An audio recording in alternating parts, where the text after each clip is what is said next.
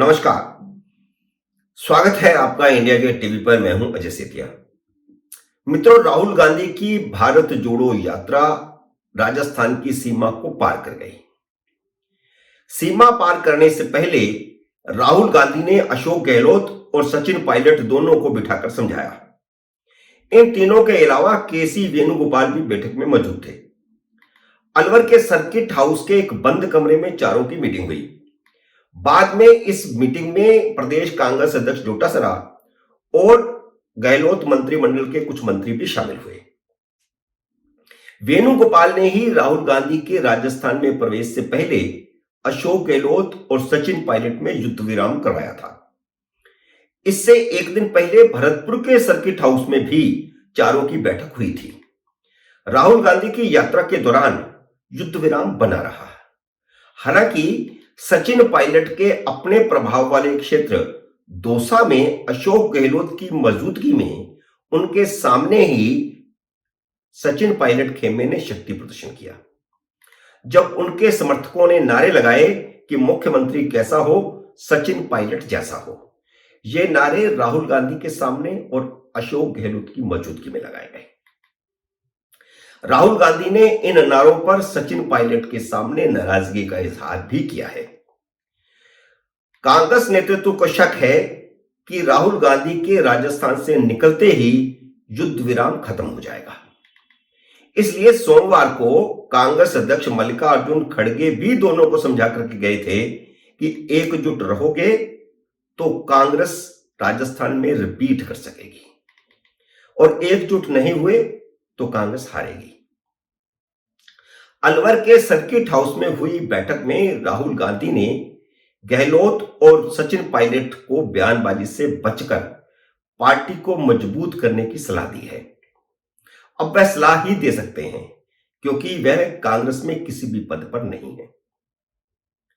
कहते हैं कि उन्होंने दोनों को यह सलाह दी कि एक दूसरे के खिलाफ बयानबाजी बंद करें, इससे पार्टी को नुकसान पहुंचता है।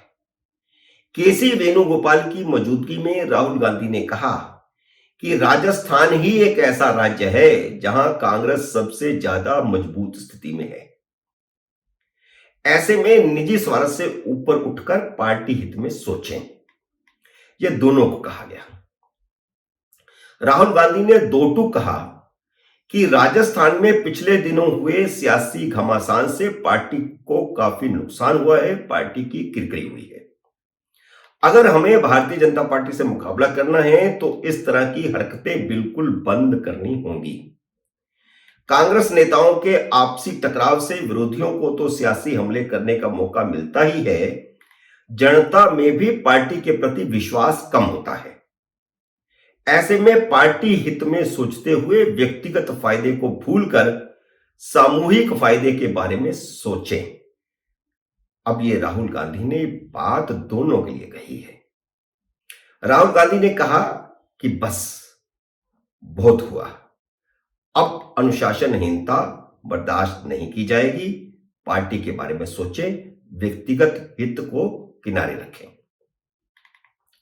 राहुल गांधी ने दोनों को शांत रहने की सलाह देने के साथ साथ यह भी कहा कि जो पार्टी के लिए मेहनत करेगा उसे मेहनत का फल जरूर मिलेगा। सचिन पायलट को धैर्य रखने की सीख देते हुए राहुल गांधी ने आश्वासन दिया कि जो पार्टी के लिए काम करेगा पार्टी उसे आगे और अच्छा काम करने का मौका देगी। अब सचिन पायलट की शिकायत तो यही है कि 2018 के चुनाव से पहले सारी मेहनत तो उन्होंने की। वह उस समय प्रदेश कांग्रेस के अध्यक्ष थे।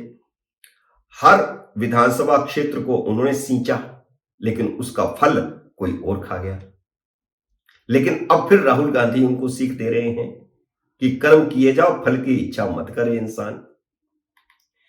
तो राहुल गांधी ने उनको कहा कि नेताओं को भी जनता का भरोसा जीतना जरूरी है, तभी आगे कुछ होगा। बीती ताही बिसार दे। पार्टी विरोधी गतिविधियों से वह नेता जनता का भी भरोसा खो देता है। तो यह सीख सीधे सीधे सचिन पायलट को है, जिन्होंने 2020 में पार्टी के साथ एक तरह से विश्वासघात करके बगावत की। लेकिन राहुल गांधी के राजस्थान सीमा पार करने से पहले ही सचिन पायलट ने शह और मात का खेल फिर शुरू कर दिया। जब वह अशोक गहलोत के गृह जिले जोधपुर में जाकर उन परिवारों से मिले जिनके 35 सदस्यों की राहुल गांधी की यात्रा के दौरान ही गैस सिलेंडर फटने से मौत हो गई थी। इतना ही नहीं, उन्होंने परिजनों को 50-50 हजार के चेक भी दिए। ना तो वह मंत्री हैं, ना वह प्रदेश कांग्रेस अध्यक्ष हैं। तो ये चेक देने की जो राजनीति है, इसका मतलब अब लोगों को समझ आ रहा है। यह घटना उन्हें भविष्य की किसी बड़ी जिम्मेदारी की ओर इशारा कर रही है।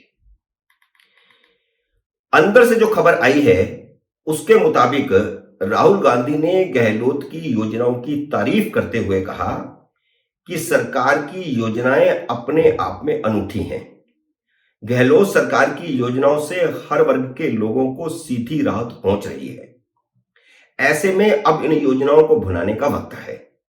योजनाओं की मार्केटिंग में सभी नेताओं और कार्यकर्ताओं को जुट जाना चाहिए। प्रदेश के मतदाताओं तक सरकार की योजनाओं की जानकारी पहुंचाने का लक्ष्य बनाकर कार्य करें। अगर यह बात सच है, जैसा कि बताया गया कि राहुल गांधी ने इस बैठक में सचिन पायलट की मौजूदगी में अशोक गहलोत और अशोक गहलोत की सरकार और उनके कार्यों की तारीफ की, तो साफ है कि अशोक गहलोत को मुख्यमंत्री पद से नहीं हटाया जा रहा।